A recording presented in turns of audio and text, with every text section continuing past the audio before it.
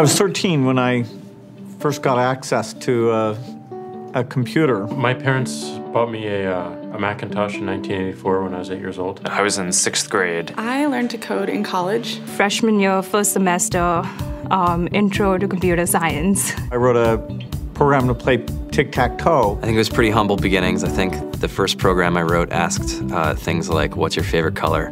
Or how old are you? I first learned how to make a green circle and a red square appear on the screen. The first time I actually had something come up and say, hello world, and I made a computer do that. It was just astonishing.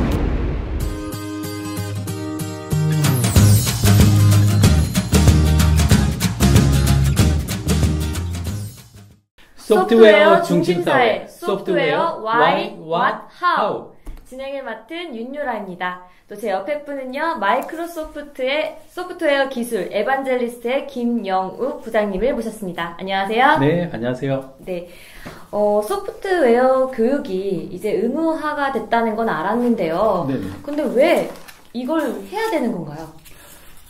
글쎄요. 이제 뭐 의무화 됐으니까 무조건 해야 된다 이렇게 생각할 수도 있겠지만 맞아요. 근데 지금 사회가 많이 바뀌었잖아요. 네. 그래서 항상 교육은 어떤 사회에 대한 반영이다라고 볼 수가 있고요. 요즘 뭐 컴퓨터나 아니면 뭐 텔레비전을 틀면 가장 많이 듣게 되는 단어가 있죠. AI?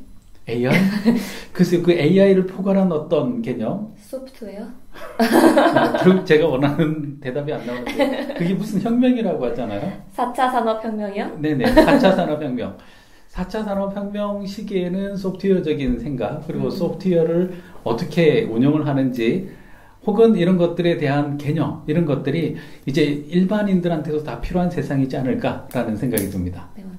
근데 뭐 꿈이 꼭 개발자가 아니더라도 네네네. 요리사가 있을 수 있고 뭐 조종사가 있을 수 있는데 이런 학생들한테도 꼭 이게 배워야 되는 그 과목인지. 특정한 직업을 하나 저한테 주시면 제가 네. 왜 소프트웨어를 해야 되는지를 설명을 해드릴게요.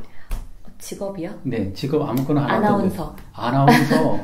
자, 아나운서의 경우에는 머릿속으로 그때그때 빨리빨리 나오는 정보들을 취합을 해서 사람들에게 효과적으로 설명을 할 수가 있어야지 그게 아나운서잖아요. 네. 그럼 그 정보들을 어떻게 취합을 할 건가? 그리고 그 정보를 설득력 있게 전달하기 위해서는 또 다양한 데이터를 다뤄야 되거든요. 네. 그래서 요즘에는 그 아나운서 혹은 기자들 중에서 데이터 저널리즘이라는 걸 연구하시는 분들이 또 따로 있습니다. 그래서 지금 현재 뭐 나오는 데이터들을 가지고 만약에 뭐 서울시가 있으면 서울시의 어떤 지역에는 사람들이 얼마나 태어나고 있고 그리고 몇 살 정도에 죽는데 이게 소득하고 어떤 관련이 있는가 이런 것들을 컴퓨터를 이용해서 데이터를 분석을 하고 그걸 가지고 또 한 번 사람들한테 효과적으로 전달을 하는 거죠. 그래서 데이터를 잘 다루고 컴퓨터를 잘 다룬다는 건 뭐 아나운서뿐만 아니라 내가 만약에 뭐 여행 전문가다 혹은 내가 요리사다 이런 경우에도 모든 분야에도 다 필요한 게 바로 소프트웨어입니다. 맞아요. 그러면 소프트웨어 교육의 필요성과 또 이 교육을 통한 문제 해결 능력에 대해서 소개 부탁드립니다. 뭐 앞서서 얘기한 바처럼 네. 이제는 소프트웨어가 일부 뭐 엔지니어나 전문가들의 영역이 아니라 이제는 모든 사람의 영역으로 확장되었다. 그게 21세기다라는 말씀을 드렸고요.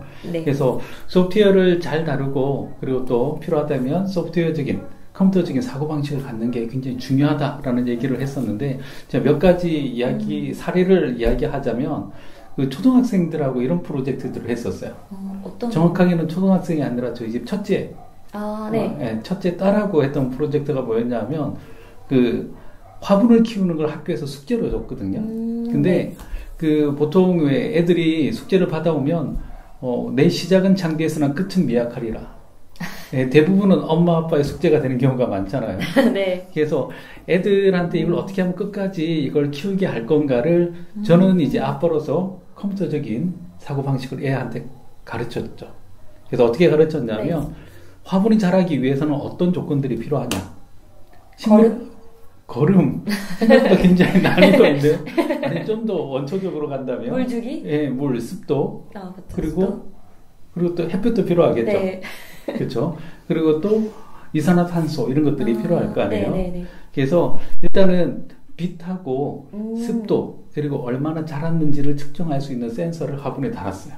센서를요? 네, 센서를 달아서 이제 그걸 이용해서 매일 9시마다 측정을 해서 이제 핸드폰으로 전송하는 프로그램을 간단하게 짰어요.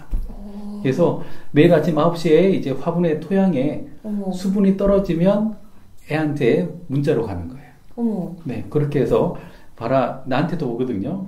습도가 떨어졌다, 빨리 물 줘라, 이런 것들로. 이제, 그래서 그걸 하면서 제가 느낀 건 화분을 어떻게 키우고, 그리고 식물이 자라는데 어떤 요소들이 필요하고, 이런 것들을 알게 됐고요. 그리고 또 사람이 지속적으로 관심을 줄 수 없는 상황에서 이런 것들을 이용을 해서 관심을 계속해서 유발하고, 교육적인 효과도 얻게 된 거죠. 너무 좋은 방법.